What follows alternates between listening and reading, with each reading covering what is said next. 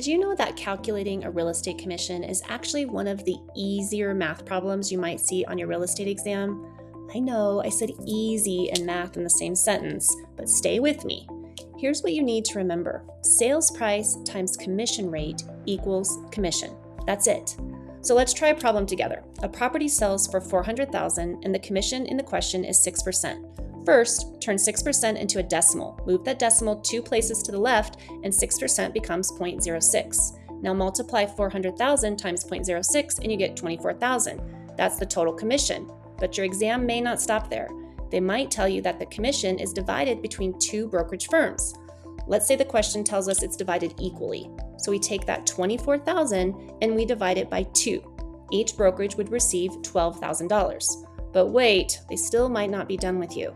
Now they may tell you that the agent has a 70-30 split with their brokerage, with 70% going to the agent.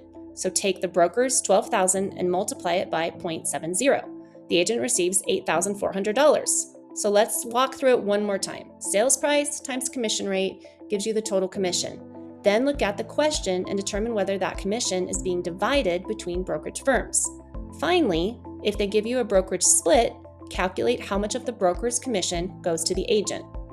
And here's something really important for both your exam and your real estate career. There is no standard commission rate.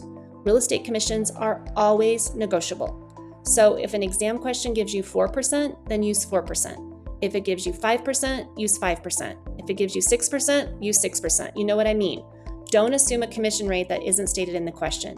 Your exam day formula is simple. Sales price times commission rate equals commission. And then read the rest of that question carefully because they may ask you to keep going and calculate a split.